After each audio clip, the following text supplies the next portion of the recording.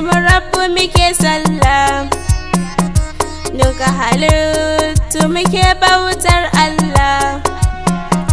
Rabbi ka taimake mu dan abban binta Mustapha Rasulillah. Hababu muna ta kaunar manzo al-Mustapha Rasulillah. Rabbi ka yo dubu na salatinka a gurin sa Rasul da masoyinka, wanda ka so shi har ka bashi mukaminka, har a halin baiti wanda muke kauna yan gidan Rasulillah.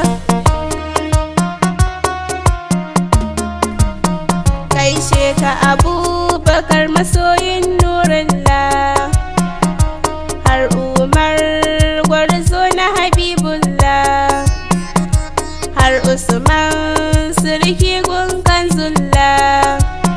Sannun ka Ali wallahi ni kam ina son ka an gugurin nana. Hababu muna ta kaunar manzo al-Mustapha Rasul. Manzan mu gwani gashi dangin kyawawa, mai haƙuri da kyan hali gashi dan baiwa, in yana tafiya bai buƙatar waigawa.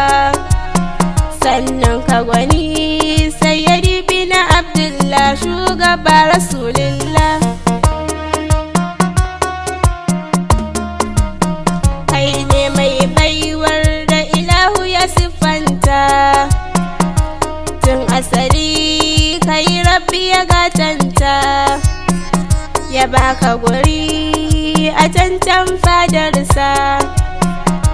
Ai mahadi Rasul gani ka cece ni, kai ne Habibullah. Hababu muna ta kaunar manzo al-Mustapha Rasulillah. Assalamu alaikum, kuna sauraron wannan kasida daga bakin yar uwarku Fatima Sani karkashin jagorancin Madrasatul Ahbabu Rasulillah da ke gidan Wanzamai. A ci gaba da sauraro lafiya.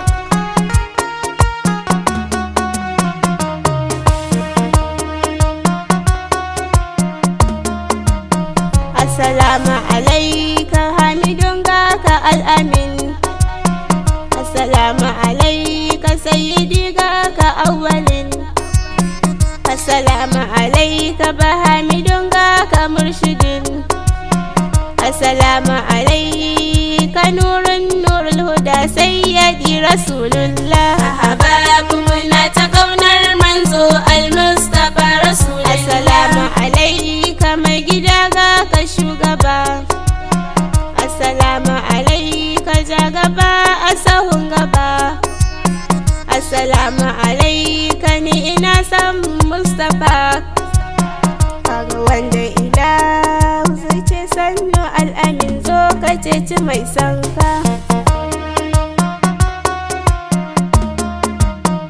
Assalamu alaiki Fadima sannu sayyada, assalamu alaiki Atika gaki Abida, assalamu alaiki Mukarrima gaki Sajida, assalamu alaiki Nana binti Kida Famin yar gurin Rasulillah. Hababu muna ta kaunar manzo al-Mustapha Rasulillah. Rasul ina kaunar ka amintacce, wanda ya ƙi ka tuntuni ya zauce, yayi asara wallahi fa in ya mace. Rabbi ka bar mu da ƙaunar da masoyinka sayyidi Rasulillah. Duk burina na ganna a raudarka, na je na ziyarci babbar fadarka, kaddafi nake